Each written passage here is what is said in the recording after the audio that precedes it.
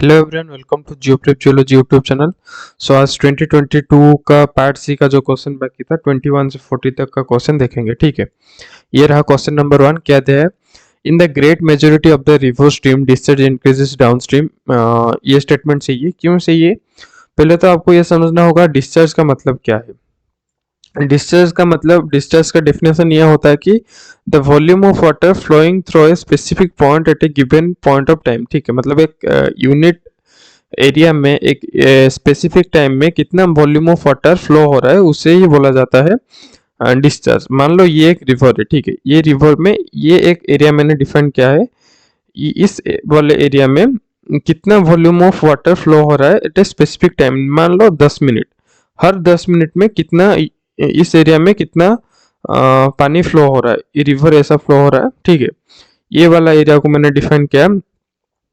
तो मान लो 1000 metre cube water flow हो रहा है पर 10 मिनट। ठीक है, पर 10 मिनट। तो ये क्या हो गया, इसका डिस्चार्ज हो गया। ठीक है, तो अगर यहाँ पे ऐसा कोई टाइम आएगा कि फ्लो वेलोसिटी बढ़ जाएगा या वॉल्यूम ऑफ वाटर बढ़ जाएगा, यहाँ पे क्या होगा,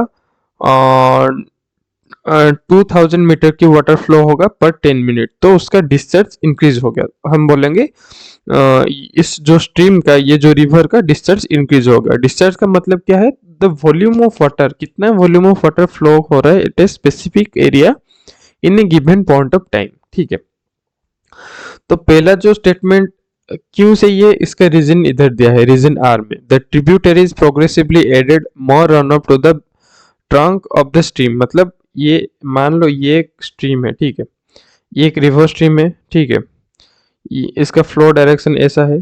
लाइक ऑफ स्ट्रीम रीजन में जैसे ऐसे ट्रिब्यूटरीज वगैरह आके कंट्रीब्यूट करेंगे, मतलब जो वॉल्यूम बढ़ाएंगे, जो फ्लो वॉल्यूम होगा, जो धीरे धीरे जब हम डाउन स्ट्रीम जाएंगे तो वॉल्यूम ऑफ वाटर इंक्रीज होगा। अपस्ट्रीम में क्या होता है? अपस्ट्रीम में क्या होता है कि जो नैरो चैनल्स वगैरह होता है, ट्रिब्यूटरीज आके धीरे धीरे मिलते हैं, तो वो ट्रिब्यूटरीज का वाटर जब मेन स्ट्रीम में ऐड होता है तो मेन स्ट्रीम में क्या होता है, वाटर का वॉल्यूम बढ़ता है। तो जैसे जैसे हम डाउन स्ट्रीम जाएंगे वॉल्यूम ऑफ वाटर बढ़ता जाएगा, इसलिए डिस्चार्ज इंक्रीज होता रहेगा। ठीक है, इसलिए यहाँ पे both the statement are correct and statement R is the reason for statement A. ठीक है, सो इसलिए इसका आंसर अभी सी हो जाएगा। ठीक है, देन क्या है, कॉलम 1 एंड कॉलम 2 मैच करने के लिए change in discharge through time. जैसे कि मैंने बोला यहाँ पे change in discharge through time, जैसे हम किससे डिफाइन करते हैं, हाइड्रोग्राफ एक होता है। हाइड्रोग्राफ में क्या होता है कि एक्स एक्सिस में हम टाइम को लेते हैं, वाई एक्सिस में हम डिस्चार्ज को लेते हैं। डिस्चार्ज मतलब वॉल्यूम ऑफ वाटर को लेते हैं। ठीक है, तो वो जो ग्राफ बनता है एक स्ट्रीम के लिए, एक स्पेसिफिक सीजन के लिए या स्पेसिफिक मंथ या स्पेसिफिक टाइम के लिए, उसे क्या बोला जाता है, हाइड्रोग्राफ। ठीक है, तो यहाँ पे ये ए वाला हो जाएगा हाइड्रोग्राफ। ठीक है, देन क्या दिया है, elevation of the water surface in a river channel, इसे बोला जाता है स्टेज। जैसे कि ये वाला इमेज में आप देख सकते हो कि स्टेज किसको बोला जाता है। यहाँ पे एक मतलब एक रिवर का क्रॉस सेक्शन है। यहाँ पे वाटर जो डेप्थ है 6 फीट है, तो इसका स्टेज हो गया 6 फीट। मतलब कितना वाटर डेप्थ है, ये फ्लोडिंग के टाइम 7 फीट तक जा सकता है, और ड्रॉट कंडीशन में या समर सीजन में 5 फीट तक जा सकता है, कुछ भी हो सकता है। बेसिकली हम जो उसका डेप्थ को स्टेज के, मतलब स्टेज बोला जाता है, उसे डिनोट किया जाता है स्टेज। ठीक है, तो ये वाला बी वाला 5 हो जाएगा। देन सी वाला क्या है, channels carry only occasional flow after storm, ये हो जाएगा हमारा इफॉर्मल स्ट्रीम। जैसे कि डायग्राम में यहाँ मैंने दिया गया है, क्या दिया है, एक होता है इफॉर्मल स्ट्रीम, एक होता है पेरेनियल स्ट्रीम। इफॉर्मल स्ट्रीम का कैरेक्टरिस्टिक क्या है, ये खाली मतलब उसका जो सोर्स ऑफ वाटर है, मतलब रेनफॉल हो गया, स्टॉर्म एक्टिविटी हो गया, मतलब वहां से जो प्रेसिपिटेशन होगा तब जाके यहाँ पे वाटर स्ट्रीम में वाटर फ्लो होगा। तो ये एक ही सीजन में देखने को मिलता है, जिस सीजन में पानी सबसे ज्यादा अवेलेबल होता है, बारिश के सीजन में। और जिस टाइम स्टॉर्म वगैरह आता है उस टाइम हमें क्या, जो ये रिवर फुल मतलब फ्लो होता हुआ दिखेगा। और जब मतलब सूखा टाइम आएगा, समर का टाइम आ जाएगा, क्या हो जाएगा, ये वाला जो एफॉर्मल स्ट्रीम वो सूख जाएगा, उसका वाटर लेवल कम हो जाएगा, ठीक है। और इसका और एक कैरेक्टरिस्टिक क्या है, ये रिवर के नीचे हमें ग्राउंड वाटर लेवल मिलता है, रिवर का जो लोएस्ट पॉइंट होता है उससे नीचे हमें ग्राउंड वाटर टेबल मिलता है, इसलिए रिवर फीड करता है ग्राउंड वाटर को। ग्राउंड वाटर में कितना वाटर आ रहा है ये रिवर फीड करता है उससे, ठीक है। पर पेरेनियल में उल्टा हो जाता है, पेरेनियल में जो ग्राउंड वाटर का लेवल है वो रिवर के लोएस्ट लेवल से ऊपर है, इसलिए क्या होता है कि जो ग्राउंड वाटर फीड करता है रिवर को, ठीक है, मतलब ग्राउंड वाटर सप्लाई करता है पानी रिवर के लिए, इसलिए through out the year through out the year ये रिवर फ्लो होता है, कभी सूखता नहीं है, ठीक है। इसे बोला जाता है पेरेनियल स्ट्रीम और इसे बोला जाता है इफॉर्मल स्ट्रीम, ठीक है। जैसे कि यहाँ डायग्राम में देख सकते हो कि यहाँ थोड़ा ग्रीनरी वगैरह है, मतलब साल भर अब खेती वगैरह होता रहता है, और यहाँ पे मतलब सूखा पड़ा है, ये कैक्टस का ट्री दर्शाया गया है। ये दोनों टाइप का स्ट्रीम होता है, ठीक है। जैसे कि हमारा गंगा रिवर जो होता है वो पेरिनियल स्ट्रीम है, ठीक है। और आपको याद रखना है कि गंगा जी रिवर जो है उससे हमारा ग्राउंड वाटर फीड करता है, ठीक है। और हिमालयन रीजन में ग्राउंड वाटर लेवल कैसे ऊपर होता है, ये आप हाइड्रोलॉजी में पढ़ोगे, जैसे कि मतलब कन्फर्ड एक्वीफर अनकन्फर्ड एक्वीफर हो गए, वहाँ पे सबसे ज़्यादा मतलब कन्फर्ड एक्वीफर देखने को मिलता है, क्योंकि हिमालयन रीजन में क्या होता है कि जो माउंटेन वगैरह होता है, हाईलैंड्स वगैरह होता है, इसलिए जो प्रेशर वो देते हैं एक्वीफर में, जो प्रेशर सबसे ज़्यादा बेसल प्रेशर वो सबसे ज़्यादा देते हैं, इसलिए जो ग्राउंड वाटर का लेवल ऊपर आ जाता है, ठीक है। अगर ग्राउंड वाटर का लेवल ऊपर आ जाता है तो वो रिवर का जो लोएस्ट पॉइंट से ऊपर होने के बाद वो रिवर को पानी प्रोवाइड करते हैं फ्लो होने के लिए, ठीक है। तो ये हो गया पेरेनियल स्ट्रीम। देन कहते हैं डी में discharge at which the channel is filled to capacity is known as bankfull discharge. ये वाला डायग्राम में देखेंगे, चैनल का कैपेसिटी, अगर ये रिवर चैनल का एक क्रॉस सेक्शन है, अगर चैनल का कैपेसिटी तक पानी भर गया है तो उसे बोला जाएगा बैंकफुल डिस्चार्ज। अगर कैपेसिटी से नीचे है तो उसे बोला जाएगा लेस देन बैंकफुल डिस्चार्ज। अगर कैपेसिटी से ऊपर है देन बोला जाएगा ग्रेटर देन बैंकफुल डिस्चार्ज और फ्लोडिंग, ठीक है। तो ये वाला डेफिनेशन आपको क्या बोल रहा है कि बैंकफुल डिस्चार्ज, ठीक है। तो इसका आंसर ये हो जाएगा, देख लीजिए। देन क्या दिया है स्टेटमेंट ए में, क्या दिया है the Manning roughness coefficient increases as flow depth increases up to bankfull discharge once the channel capacity is exceeded the flow spread over the much larger area and the Manning roughness coefficient decreases। तो ये क्या बोल रहा है कि पहला statement में the Manning roughness coefficient क्या होता है, पहले आप ये देख लो, ठीक है। इसका एक फॉर्मूला मैं बता रहा हूँ, ये थोड़ा लिख लीजिए पहले। v equal to 1 by eta into R to the power 2/3 into H to the power 1/2, ठीक है। ये वाला फॉर्मूला थोड़ा नोट डाउन कर लीजिए, इसका नोटेशन में बोल देता हूँ। v equal to velocity, eta equal to Manning roughness coefficient, r equal to hydraulic radius, और डेप्थ आप बोल सकते हो डेप्थ ऑफ चैनल और हाइड्रोलिक रेडियस भी आप बोल सकते हो, ठीक है। देन एस क्या होता है, स्लोप ऑफ द चैनल, ठीक है। तो यहाँ पे जैसे देख सकते हो कि वेलोसिटी के साथ, चैनल के वेलोसिटी के साथ मैनिंग रफनेस कोएफिशिएंट का इन्वर्सली प्रोपोर्शनल है, एंड स्लोप एंड डेप्थ के साथ डायरेक्टली प्रोपोर्शनल है। मतलब अगर वेलोसिटी इंक्रीज हो रहा है तो डेप्थ इंक्रीज होगा, स्लोप इंक्रीज होगा, या अगर डेप्थ इंक्रीज हो रहा है या स्लोप इंक्रीज हो रहा है तो वेलोसिटी इंक्रीज होगा, at that same time Manning roughness coefficient decreases होगा, एंड वाइस वर्सा स्टेटमेंट खुद से बना लीजिए, ठीक है। पहला स्टेटमेंट क्या दिया है यहाँ पे, the Manning roughness coefficient increases as flow depth increases up to bankfull discharge. जैसे कि मैंने बोला, अगर फ्लो डेप्थ इंक्रीज हो रहा है तो वेलोसिटी इंक्रीज होगा, अप टू बैंकफुल डिस्चार्ज बोल रहा है, मतलब यहाँ पे जैसे डायग्राम में देख सकते हो बैंकफुल डिस्चार्ज तक की जो वेलोसिटी इंक्रीज होगा, ठीक है। उसके बाद क्या होगा हम देखते हैं, ठीक है। ओवर बैंकफुल डिस्चार्ज कंडीशन में क्या होता है वो थोड़ा हम देख लेते हैं यहाँ पे, ठीक है।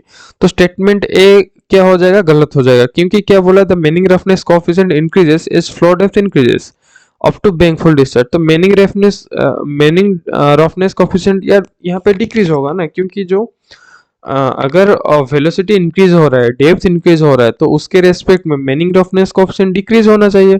यहाँ पे इंक्रीज दिया गया है, तो स्टेटमेंट ए अपने आप में गलत हो गया। ठीक है, स्टेटमेंट बी में क्या दिया है, once the channel capacity is exceeded the flow spread over a much larger area the meaning roughness coefficient decreases। ठीक है, यहाँ पे जैसे मैंने बोल रहा था कि अगर एबव द बैंकफुल डिस्चार्ज जो वाटर का डेप्थ जाता है तो क्या होता है कि फ्लोडिंग आता है।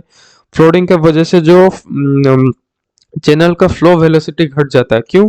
फ्लोडिंग के वजह से जो वाटर स्प्रेड आउट होता है थ्रू आउट द चैनल, मतलब चैनल के आसपास एरिया में स्प्रेड आउट होता है, वो फेस करता है बहुत सारा फ्रिक्शन और रेजिस्टेंस फेस करता है, लाइक वेजिटेशन हो गया, कुछ टोपोग्राफिकल फीचर लाइक कुछ भी हो गया, मतलब कुछ मतलब इंसानों से बना गया घर हो गया, गांव हो गया, वहां पे वो क्या होता है कि रेजिस्टेंस फेस करता है। रेजिस्टेंस के वजह से जो स्ट्रीम का फ्लो वेलोसिटी होता है वो घट जाता है। आपको ये याद रखना कि बैंकफुल डिस्चार्ज के बाद स्ट्रीम का वेलोसिटी डिक्रीज हो जाता है। अगर स्ट्रीम का वेलोसिटी डिक्रीज हो रहा है, वेलोसिटी अगर डिक्रीज हो रहा है तो क्या होगा, यहाँ पे क्या है, once the channel capacity exceeded flow spread over much larger area the meaning roughness coefficient decreases। अगर ये डिक्रीज हो रहा है तो meaning roughness coefficient इंक्रीज होना चाहिए, क्योंकि ये डिनोमिनेटर में है। meaning roughness coefficient इंक्रीज होगा, वेलोसिटी डिक्रीज होगा, या वेलोसिटी डिक्रीज होगा, meaning roughness coefficient इंक्रीज होगा। पर यहाँ पे क्या दिया, meaning roughness coefficient डिक्रीज दिया है, तो ये स्टेटमेंट भी गलत हो गया। ठीक है, तो both the statement are incorrect. ठीक है, देन क्या है, read the following statement that are used to describe the till. मैंने ये पहले भी एक दो वीडियो में बोला था कि जो ग्लासियल डिपोजिट दो टाइप का होता है, आपको ये याद रखना है। एक होता है सॉर्टेड एंड स्ट्रेटिफाइड, एक होता है अनसॉर्टेड एंड अनस्ट्रेटिफाइड। ठीक है, अनसॉर्टेड एंड अनस्ट्रेटिफाइड का जो एग्जांपल है वो क्या है, ड्रमलिन हो गया, मोरन हो गया, टील हो गया। एंड जो सॉर्टेड एंड स्ट्रेटिफाइड है उसका एग्जांपल क्या है, इसकस हो गया, केम्स हो गया, ह्यूमक्स हो गया। ठीक है, ये तीनों हो गया मतलब अनसॉर्टेड मतलब सॉर्टेड एंड स्ट्रेटिफाइड का एग्जांपल। ठीक है, तो टील जो आता है वो अनसॉर्टेड एंड अनस्ट्रेटिफाइड के अंडर आता है। तो ऑप्शन में देख लो, वो सेम जैसे आंसर कहाँ दिया है, पहला दिया है these are the unconsolidated sediment deposit by the glacier, ये सही हो जाएगा। देन दीज आर कंसोलिडेटेड, ये गलत हो जाएगा। दीज आर टाइपिकली अनसॉर्टेड, जैसे कि मैंने बोला था अनसॉर्टेड एंड अनस्ट्रेटिफाइड और अनकंसोलिडेटेड, इसका एग्जांपल क्या है, टील। तो यहाँ पे ए और सी सही आंसर हो गया। ठीक है, देन क्या है, the following diagram shows of two offshore island the zone of diffraction will be approximately located at that. ये डायग्राम थोड़ा आप देख लीजिए, ये जो लाइन दिखा रहा है ये इक्वल वाटर डेप्थ को दिखा रहा है। ये लैंड हो गया, ये कोस्टल रीजन हो गया।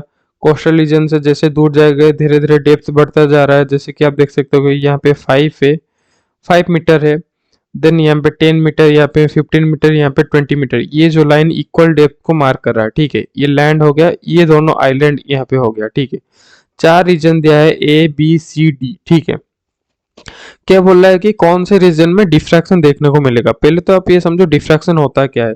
डिफ्रैक्शन होता है कि कोई भी ऑब्स्टेकल की वजह से अगर वेव का बेंडिंग होता है तो उसे ही बोला जाता है डिफ्रैक्शन। ठीक है, यहाँ पे ऑब्स्टेकल तो ये दोनों है, हमारा आइलैंड यहाँ पे ऑब्स्टेकल है। ओपन ओशन में जहाँ पे आइलैंड होता है ये एक टाइप का ऑब्स्टेकल है, तो ऑब्स्टेकल में टकरा गए जो वेव का जो डायरेक्शन जो बेंडिंग होता है वो कहाँ देखने को मिलेगा, जहाँ पे एरिया सबसे ज्यादा होगा।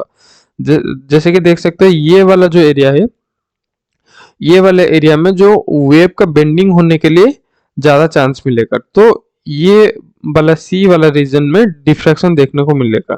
पर यहाँ पे जो डेप्थ का मतलब ये ए वाले रीजन में उतना ज्यादा एरिया नहीं है कि वेव का बेंडिंग देखने को मिल सकता है। डी वाला एरिया में वो उतना मतलब जो आइलैंड से बहुत दूर हो गया, बी वाला भी दूर हो गया, तो इन सब रीजन में क्या होता है, डिफ्रैक्शन देखने को नहीं मिलता है। ठीक है, डिफ्रैक्शन बेसिकली आपको याद रखना है कि जहाँ पे बेंडिंग ऑफ द वेव देखने को मिलता है, ठीक है, उसे बोला जाता है डिफ्रैक्शन।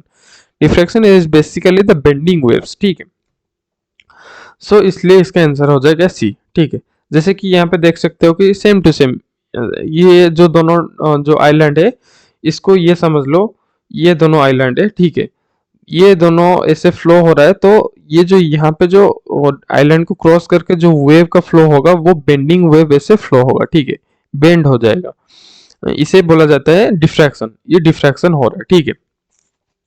सेम टू सेम इस डायग्राम के साथ आप कोरिलेट कर सकते हो, ठीक है। देन नेक्स्ट क्वेश्चन देखते हैं क्या दिया है। In general which one of the following type of breakers do not produces net forward moment of sediment, ठीक है। ब्रेकर्स क्या होता है? वेव ब्रेकर्स जैसे बीच में आप जाते हो और वेव ब्रेक करता है, आप जैसे नहाते हो खेलते हो बीच में, आप देखे होंगे कि जो ब्रेकिंग ऑफ वेव होता है, वेव ब्रेकिंग का फेनोमेना एक अलग होता है, वो ओशनोग्राफी में हम डिस्कस करेंगे। जो वेव लेंथ और हाइट का रेशियो कितना होना चाहिए, इससे अगर एक्सीड करेगा तो वेव ब्रेक हो जाएगा। तो वेव ब्रेकर डिपेंड करता है स्लोप ऑफ द, मतलब जो कॉन्टिनेंटल स्लोप हमारा है उसके ऊपर डिपेंड करता है, ठीक है। जैसे कि यहाँ पे देख सकते हो कि यहाँ पे जेंटल स्लोप है, यहाँ पे थोड़ा मीडियम स्लोप है, यहाँ पे स्टीप स्लोप है, ठीक है। तो अगर जेंटल स्लोप होगा तो वो जिस टाइप का वेव प्रोड्यूस करेगा, ब्रेकर प्रोड्यूस करेगा, उसे बोला जाएगा स्पिलिंग वेव, ठीक है। अगर मीडियम होगा तो उसे बोला जाएगा प्लंजिंग वेव, अगर स्टीप होगा उसे बोला जाएगा सर्जिंग वेव। देन क्या बोल रहा है, in which one of the following type of breaker does not produces net forward moment of the sediment, मतलब फॉरवर्ड मोमेंट ऑफ सेडिमेंट कहाँ पे नहीं होगा, ठीक है। यहाँ पे जैसे देख सकते हो कि जो मतलब यहाँ पे वेव का ब्रेक हो रहा है और जो सेडिमेंट यहाँ पे ट्रांसफर हो रहा है, ठीक है। मतलब जो वेव यहाँ पे आ रहा है सेडिमेंट लेके यहाँ पे डिपॉजिट करके वापस चला जा रहा है, ठीक है। पर प्लंजिंग वेव में क्या होगा, प्लंजिंग वेव में क्या होगा, सेडिमेंट लेके आएगा और वेव का ब्रेकिंग होगा, वही सेडिमेंट लेके फिर पीछे चला जाएगा, इससे रोटेशन करके पीछे चला जाएगा, ठीक है। तो जो नेट फॉरवर्ड मूवमेंट होगा सेडिमेंट का वो सबसे कम होगा प्लंजिंग वेव में, ठीक है, जहाँ पे इंटरमीडिएट कॉन्टिनेंटल स्लोप रहता है। सर्जिंग में जैसे कि देख सकते हो कि यहाँ पे भी फॉरवर्ड मूवमेंट हो रहा है, net forward movement of the sediment हो रहा है, ठीक है। पर प्लंजिंग वेव में क्या होता है कि जो net forward movement of the sediment नहीं होता है, ठीक है, इसलिए इसका आंसर हो जाएगा प्लंजिंग ब्रेकर, ठीक है। देन नेक्स्ट क्वेश्चन देखते हैं क्या दिया। क्या बोल रहा है, स्ट्रैंड और raised beach deposit marine shell bed and wave cut platform backed by steep cliff like slope indicated dash. Simple सा क्वेश्चन है।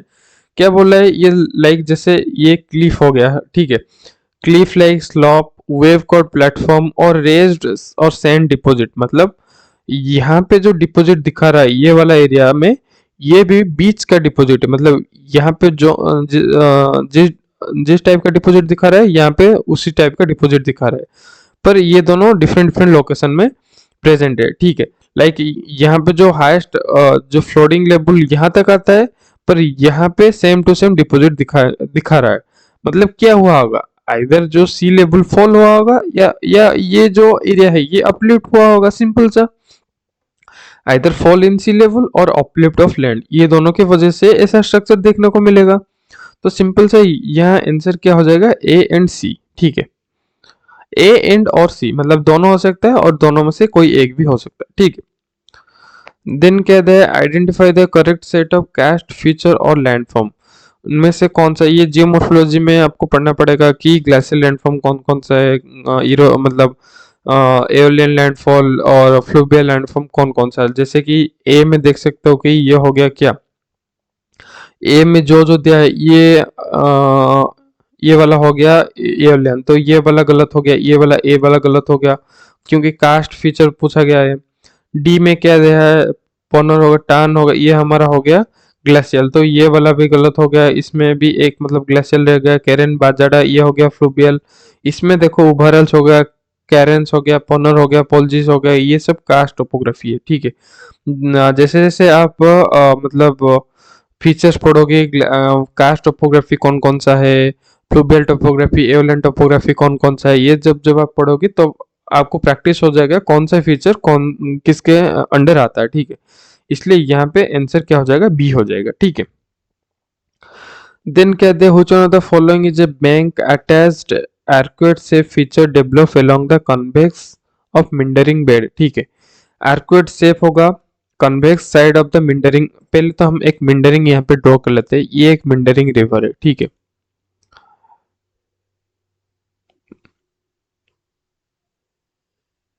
ये एक मिंडरिंग रिवर हो गया, ठीक है। ऐसे फ्लो कर रहा है, ठीक है। क्या बोल रहा है कि मिंडरिंग रिवर में आर्कुएट शेप में होगा, आर्कुएट मतलब बाउल लाइक शेप, ठीक है, bowl like shape and convex side of the meander bend. Convex मतलब ये वाला साइड हो गया कन्वेक्स साइड, ये वाला साइड हो गया कनकेव साइड, ठीक है। मिंडरिंग में ये कन्वेक्स साइड में बाउल लाइक शेप में कौन देखने को मिलता है, यहाँ पे क्या होता है, लाइक ये सेडिमेंट लेके आ रहे हैं रिवर, यहाँ पे डिपोजिट करेगा, यहाँ पे इरोजन करेगा, ठीक है। मतलब ये जो ऐसे माइग्रेट करता है ना, जो मिंडरिंग रिवर ऐसे ऐसे माइग्रेट करता है, मतलब यहाँ से यहाँ तक आता है, वो कैसे आता है, क्योंकि इस वाले रीजन में सेडिमेंट डिपॉजिट होता रहता है, होता रहता है, यहाँ पे इरोजन होता रहता है, होता रहता है। उस यहाँ पे भी ऐसे, यहाँ पे सेडिमेंट डिपॉजिट होगा, यहाँ पे इरोजन होगा, यहाँ पे डिपॉजिट होगा, यहाँ पे इरोजन होगा, ठीक है। तो उसे ही बोला जाता है, जहाँ पे डिपोजिशन ऑफ द सेडिमेंट होता है उसे ही बोला जाता है पॉइंट बार, ठीक है। तो इसलिए इसका आंसर हो जाएगा पॉइंट बार।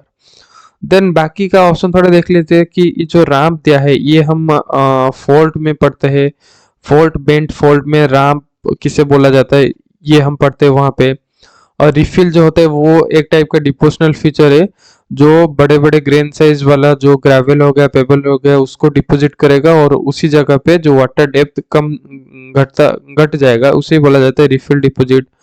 और ब्रेडेड डिपोजिट होगा क्या, जो सेडिमेंट लोड और जहाँ पे डिपॉजिट होगा स्ट्रीम में वहां पे एक स्मॉल स्मॉल आइलैंड जैसे क्रिएट हो जाएंगे, तो उसे लाइक यहाँ ये एक नदी है, यहाँ पे सेडिमेंट लोड ज्यादा हो जाएगा इसलिए ऐसे ऐसे सेडिमेंट यहाँ पे मतलब डिपॉजिट कर जाएगा, तो इसे ही बोला जाता है ब्रेडेड रिवर, ठीक है। ब्रेडेड स्ट्रक्चर इसे बोला जाता है, ठीक है। तो इसलिए इसका आंसर हो जाएगा पॉइंट बार। देन ये वाला क्वेश्चन थोड़ा आप देख लीजिए खुद से, कौन सा साइंट्रिक कौन कौन सा मतलब फीचर मतलब कौन कौन सा प्रिंसिपल दिए थे, लाइक अब देख सकते हो जैसे एसी लाउसन जो है वो क्या दिया था, parallel retreat of hill front, वो वाला कॉन्सेप्ट दिया था। ये थोड़ा आप खुद से देख लीजिए और हो सके तो रट्टा मार लीजिए, ठीक है। Then the velocity of the water flowing over sand is higher than the speed of wave propagated in the flow. The flowing type of bed form are likely to form antidune, क्योंकि यहाँ पे velocity सबसे ज़्यादा है। Velocity के respect में आपको याद रखना है सबसे कम वेलोसिटी जो ड्यून का माइग्रेशन होता है पहले रिपल दिखाएगा, ripple then dune then lower plane bed then antidune then upper plane bed, ठीक है। तो जो एंटी ड्यून होता है वो अपर फ्लो रिजिम में आता है जहाँ पे जो फ्लो वेलोसिटी ज्यादा होता है, ठीक है। वहां पे ऐसे यहाँ पे क्या दिया है, velocity of water flowing over sand is higher than the speed of the wave propagated in the flow, मतलब वो फ्लो में जो वेव का प्रोपेगेशन हो रहा है उससे भी ज्यादा स्पीड में जो फ्लो हो रहा है वाटर का फ्लो हो रहा है। तो वहां पे कौन सा फीचर देखने को मिलेगा, एंटी ड्यून देखने को मिलेगा। एंटी ड्यून अपर प्लेन बेड ये सब हायर फ्लो रीजन में देखने को मिलता है, ठीक है। तो इसलिए इसका आंसर हो जाएगा एंटी ड्यून, ठीक है। देन क्या है, in the following given feature the clay mineral that usually appear in soil due to weathering of plagioclase feldspar with increasing rainfall, ठीक है। सबसे कम रेनफॉल में मोन्टीमोलियोनाइट मिलता है, देन थोड़ा अगर ज्यादा होता है काओलिनाइट, देन थोड़ा ज्यादा रेनफॉल होता है तो गिब्साइट। तो जो इंटेंसिटी ऑफ वेदरिंग आप बोल सकते हो मोन्टीमोलियोनाइट से गिब्साइट तक जाता है, ठीक है। इसलिए इसका आंसर क्या हो जाएगा, सी हो जाएगा। मतलब ये ए वाले रीजन में होगा मोन्टीमोलियोनाइट जहाँ पे रेनफॉल कम हो रहा है, और थोड़ा ज्यादा रेनफॉल होगा तो और थोड़ा ज्यादा वेदरिंग इरोजन वेदरिंग होके क्ले मिनरल फॉर्म करेगा, बी में इसे बोला जाएगा काओलिनाइट।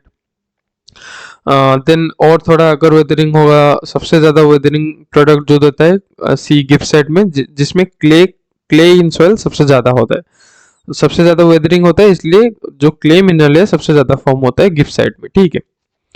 देन कहते हैं which one among the following is most ideal site for achieving steady state in the open ocean system। Same बात है, स्टेडी स्टेट का मतलब क्या है, लाइक जैसे पहले क्वेश्चन में हमने देखा डिस्चार्ज का डेफिनेशन क्या है, ठीक है। डिस्चार्ज मतलब एक स्पेसिफिक एरिया में वाटर का जो फ्लो कितना वॉल्यूम ऑफ वाटर फ्लो हो रहा है उसे डिस्चार्ज बोला जाता है, ठीक है। स्टेडी स्टेट का मतलब है उन्हीं दो पॉइंट के अंदर अगर same volume of water throughout the time flow हो रहा है, मतलब एक स्पेसिफिक एरिया में एक specific volume of water throughout the year और throughout a specific time flow हो रहा है, तो उस फ्लो को बोला जाता है steady state in open ocean.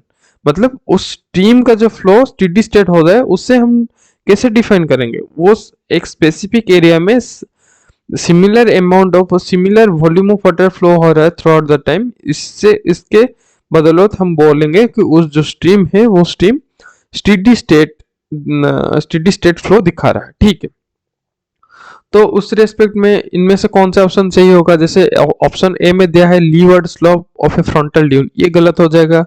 A glacier at top limit of elevation zone, इसमें से भी हम नहीं डिफाइन कर सकते। A beach characterized by rhythmic topography cusps and horn, तो इससे तो डिफरेंशियल वेलोसिटी डिफरेंशिएट वॉल्यूम हो जाएगा, तो इससे भी नहीं होगा। इससे भी हम स्टेडी स्टेट को डिफाइन नहीं कर सकते।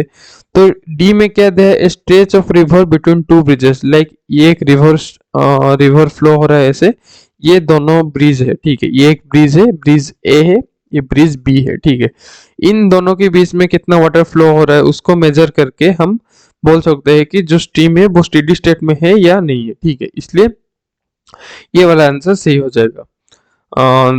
This is the ideal set for measurement.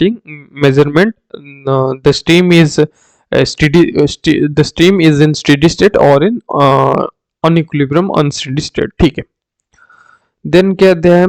Which one of the following is the correct sequence of Köppen's climate type according to their position on the globe starting from the equator? ये एक important question है, मतलब important concept है कॉपेंस classification, थोड़ा आपको देखना है। Like यहाँ पे कुछ नोटेशन दिया गया है, उस नोटेशन से हम पता लगा सकते हैं कि उस एरिया का क्लाइमेट क्या है। ठीक है, उस नोटेशन अभी हम ये डिस्कस नहीं करेंगे, कॉपेंस क्लासिफिकेशन जब पढ़ेंगे एक इम्पोर्टेंट कॉन्सेप्ट में। रिसेंटली एक वीडियो अपलोड करेंगे बहुत ही जल्दी कॉपेंस क्लासिफिकेशन के ऊपर। ठीक है, वहां पे देख लीजिएगा। मैं पहले बता देता हूँ कि क्वेश्चन में दिया क्या दिया है। क्या बोला है कि मतलब स्टार्टिंग फ्रॉम द इक्वेटर, मतलब इक्वेटर से पोल तक हम जब हम जाएंगे कौन कौन सा क्लाइमेटिक रीजन हम फेस करेंगे इक्वेटर से पोल तक। ठीक है, लाइक पहले मैं इसका आंसर बता देता हूँ। इसका आंसर कौन सा वाला है? ये सी वाला है, मतलब इक्वेटर के पास हमें मिलेगा A F, then B S H, then B W H, then D F C, then D F D. मतलब इन सब का एक एक नोटेशन है। कैपिटल ए का क्या नोटेशन है, कैपिटल बी का क्या है, small H, small F, small C, इनका सब नोटेशन वगैरह है। ठीक है, मैं यहाँ पे बता देता हूँ। जैसे कि ए एफ जो ड्राई सीजन को रिप्रेजेंट करता है, ट्रॉपिकल वेट क्लाइमेट को रिप्रेजेंट करता है। ठीक है, जो ट्रॉपिकल रीजन में इक्वेटर के आसपास देखने को मिलता है। ठीक है, देन थोड़ा और ऊपर जाएंगे हमें बी एस एच देखने को मिलेगा, सब ट्रॉपिकल स्टिपे, मतलब लोअर लैटिट्यूड में ये देखने को मिलता है, सेमी एरिड और ड्राई लैंड। ठीक है, देन और थोड़ा ऊपर जाएंगे और थोड़ा पोल के पास जाएंगे, हमें देखने को मिलेगा B W H. B W H मतलब सब ट्रॉपिकल डेजर्ट। वो हम हॉर्स लैटिट्यूड में, मतलब लाइक मिड लैटिट्यूड, लो लैटिट्यूड, एरिड रीजन और ड्राई रीजन और वार्म डेजर्ट यहाँ पे देखने को मिलता है बी डब्ल्यू एच। और थोड़ा ऊपर जाएंगे तो डी वाला रीजन आएगा। डी वाला रीजन क्या आएगा? Cold snow forest climate. ठीक है, डी एफ जो है वो क्या दर्शाता है कि वहां पे नो ड्राई सीजन और सीवियर विंटर। ठीक है, देन डी एफ डी किसको रिप्रेजेंट करता है? वही कोल्ड मतलब स्नो फॉरेस्ट, पर जो D F C and D F C के बाद पोलर रीजन के आसपास डी एफ डी आएगा और बहुत स्नो फॉरेस्ट क्लाइमेट को रिप्रेजेंट करते हैं। ठीक है, तो ये वाला कोपेंस क्लासिफिकेशन का वीडियो जल्दी चैनल में अपलोड हो जाएगा। ठीक है, हाँ आप लोग देख लीजिएगा। ठीक है, देन नेक्स्ट क्या क्वेश्चन दिया है? ये वाला थोड़ा पॉइंट आपको याद रखना है कि हाइड्रोफाइट का क्या डेफिनेशन है। मेसोफाइट का मतलब हाइड्रोफाइट जो प्लांट किसे बोला जाता है, मेसोफाइट जो प्लांट किसे बोला जाता है, कौन सा एनवायरनमेंट में देखने को मिलता है, जीरोफाइट कहाँ पे देखने को मिलता है, हालोफाइट कहाँ पे देखने को मिलता है। इसका आंसर मैं बता देता हूँ पहले। जैसे ए वाला 3 में है, मतलब जो हाइड्रोफाइट वाला प्लांट है वो किसका डेफिनेशन है? वो यहाँ का जो लीव होता है, leaves are thin, narrow and linear, extensive ये थोड़ा आप देख लीजिए क्या क्या कैरेक्टर, हाइड्रोफाइट का क्या कैरेक्टरिस्टिक है, मेसोफाइट का क्या है, जीरोफाइट का क्या है, हालोफाइट का क्या है, कौन कौन से एनवायरनमेंट में इसको ये सब प्लांट देखने को मिलता है, ठीक है। देन नेक्स्ट कहते हैं kinematics of fluid flow deals mainly description of the fluid flow. Statement B में दिया है dynamics of fluid flow does not deals with the. पहले मैं आंसर बता देता हूँ। स्टेटमेंट ये यहाँ पे ट्रू हो जाएगा, स्टेटमेंट बी फॉल्स होगा। जनरल थिंग है, हम 12th क्लास से पढ़ रहेंगे कि एक होता है काइनेमेटिक एनालिसिस, एक होता है डायनेमिक एनालिसिस, ठीक है। काइनेमेटिक एनालिसिस में हम सिर्फ ज्योमेट्रिक के बारे में पढ़ते हैं, उस मतलब स्ट्रीम का ज्योमेट्री क्या है, विदाउट नोइंग कि what type of force is creating that kind of geometry, ठीक है। तो स्टेटमेंट ए तो सही हो जाएगा। जो काइनेमेटिक्स ऑफ फ्लूइड फ्लो का डिस्क्रिप्शन नहीं देता है, मतलब फुल डिस्क्रिप्शन नहीं देता। फुल डिस्क्रिप्शन का मतलब क्या है, वो कैसा स्ट्रक्चर दिखा रहा है, कौन कौन सा फोर्स रिस्पॉन्सिबल है, कौन सा फोर्स रिस्पॉन्सिबल है, वो हम काइनेमेटिक्स में नहीं पढ़ते, ठीक है। बस ज्योमेट्री को एनालाइज करते हैं, ठीक है। पर डायनेमिक्स में क्या होता है, रिस्पॉन्सिबल फोर्स के बारे में हम पढ़ते हैं, ठीक है। यहाँ पे हम बोल सकते हैं dynamics of fluid flow does not deals with the fluid flow, deals with the fluid flow, ये नॉट लगा है तो स्टेटमेंट बी फॉल्स हो जाएगा। स्टेटमेंट ए जो सही हो जाएगा, सॉरी मैंने गलत बोला था। Kinematics of fluid flow deals mainly with description of the flow, मतलब फ्लो का डिस्क्रिप्शन हम दे रहे हैं, ना कि कौन सा मतलब फोर्स रिस्पॉन्सिबल है, उसका मैकेनिज्म क्या है वो हम नहीं बता रहे, बस हम डिस्क्राइब कर रहे हैं कौन कैसा टाइप का फ्लो है, ठीक है। तो वो काइनेमेटिक्स इसे ही रिप्रेजेंट करता है, ठीक है। तो स्टेटमेंट ए सही हो जाएगा, स्टेटमेंट बी गलत हो जाएगा, ठीक है। देन कहते हैं dynamic viscosity coefficient of a liquid increases with increase in temperature, ये सही है। लिक्विड का टेम्परेचर इंक्रीज होगा तो वॉल्यूम इंक्रीज होगा, वॉल्यूम इंक्रीज होगा तो विस्कोसिटी क्या होगा, viscosity dynamic viscosity liquid increases with increase in temperature. ये तो लिक्विड के केस में क्या होता है, with increase in temperature viscosity decrease होता है, यहाँ पे इंक्रीज हो रहा है, मतलब स्टेटमेंट ये क्या हो गया, फॉल्स हो गया। स्टेटमेंट ए फॉल्स हो गया क्योंकि उल्टा दिया है। डायनेमिक विस्कोसिटी कोएफिशिएंट जो होता है टेम्परेचर के साथ इनवर्सली प्रोपोर्शनल होता है इन केस ऑफ लिक्विड, पर in case of gases medium क्या होता है, स्टेटमेंट बी में जैसे दिया है dynamic viscosity coefficient of A gas increases with increase in temperature. Gases medium में जब टेम्परेचर का इंक्रीज होता है तो क्या होता है, जो मोलिकुलर काइनेटिक एनर्जी गेन करते हैं, जो भी मोलिकुल प्रेजेंट है गैसेस मीडियम में, वो क्या करते हैं कि काइनेटिक एनर्जी को अटेंड करते, काइनेटिक एनर्जी को गेन करते हैं, तो इसलिए उनका जो फ्लो होता है वो बढ़ जाता है, वो एक दूसरे से टकरा के फ्यूजन हो जाता है, ठीक है। अगर वेलोसिटी एक स्पेसिफिक एरिया में और स्पेसिफिक वॉल्यूम में अगर हम टेम्परेचर को बढ़ा देंगे क्या होगा, तो जो मोलिकुल्स के बीच में जो डिस्टरबेंसेस बढ़ जाएगा, तो वो एक दूसरे से टकरा के आपस में फ्यूजन हो जाएंगे एंड समव्हाट वॉल्यूम इंक्रीज हो रहा है पर विस्कोसिटी क्या हो रहा है, इंक्रीज हो रहा है। विस्कोसिटी भी इंक्रीज हो रहा है क्योंकि जो मॉलिक्यूल एक दूसरे के पास आ रहे हैं, एक दूसरे के पास आके फ्यूजन हो रहा है, इसलिए वहां पे विस्कोसिटी इंक्रीज हो रहा है despite of the increase in temperature in case of gases medium, ठीक है। इसलिए स्टेटमेंट बी जो है वो सही हो जाएगा। ये थोड़ा आपको ये कॉन्सेप्ट याद रखना है, ठीक है। देन कहते हैं identify the incorrect statement atmospheric boundary layer, ठीक है। So the atmospheric boundary layer क्या है, थोड़ा ये आपको याद रखना है कि लिख लीजिए the atmospheric boundary layer also known as the planetary boundary layer, it is the lowest part of the atmosphere that is directly influenced by the earth surface, मतलब अर्थ के सरफेस के साथ डायरेक्ट इन्फ्लुएंस में जितने area तक रहता है, मतलब जितने एरिया तक उसका फ्रिक्शन कोएफिशिएंट सब अटेंड होता है, इसे बोला जाता है एटमॉस्फेरिक बाउंड्री लेयर और प्लेनेटरी बाउंड्री लेयर, ठीक है। It is characterized by turbulent mixing and a rapid change in temperature, humidity and wind speed. वहाँ पे rapid change in temperature होता है, humidity का changes होता है, wind speed का भी rapid change होता है और wind shearing भी वहाँ पे देखने को मिलता है, ठीक है। तो पहला वाला जो स्टेटमेंट सी ठीक सही होगा, it is character by a turbulent motion. B में कहते हैं it is associated with small Reynolds number, ये गलत हो जाएगा। अगर टर्बुलेंट ज्यादा होगा तो रेनॉल्ड्स नंबर ज्यादा होगा, ठीक है। It is associated with a large Reynolds number, तो ये वाला इसका आंसर हो जाएगा। इनकरेक्ट दिया है, कौन सा वाला इनकरेक्ट है, तो सी वाला भी सही हो जाएगा। It is a layer where viscous force can not be ignored, viscous can not be, तो ये वाला सही हो गया और डी वाला भी सही हो गया। देन क्या है, the stationary Rossby wave from the mid latitude often decays in the tropics because the wave have travelled along long distance and lost energy. ये नहीं, कभी नहीं हो सकता, क्योंकि ऐसा नहीं होता है कि जो वेव ट्रैवल करता है या कोई विंड ट्रैवल करता है वो प्रेशर ग्रेडियंट की वजह से ट्रैवल करता है। तो जब तक वो प्रेशर ग्रेडियंट के ऊपर ही डिपेंड करेगा कि वो वीक होगा, कि उसका एनर्जी लॉस्ट हो जाएगा, कि वो वीक हो जाएगा या स्ट्रांग हो जाएगा, ठीक है। वो कितना टाइम तक ट्रैवल करे या कितना दूर ट्रैवल करे उसके ऊपर कुछ भी डिपेंड नहीं करता है कि वो अपना एनर्जी लॉस्ट करेगा, ठीक है। तो ये वाला ऑप्शन गलत हो जाएगा। देन बी में कहते हैं frequent convection and diabetic heating in the tropics, ये वाला भी गलत हो जाएगा। देन सी में कहते हैं mean general wind are easterly, ये वाला सही आंसर हो जाएगा। क्यों ये सही होगा? क्योंकि अगर मीन जोनल विंड ईस्टर्ली होगा एंड मिड लैटिट्यूड में जो रोस्बी वेव फॉर्म होता है, मिड लैटिट्यूड में जो ग्लोबल विंड का डायरेक्शन क्या होता है, वेस्टर्ली होता है।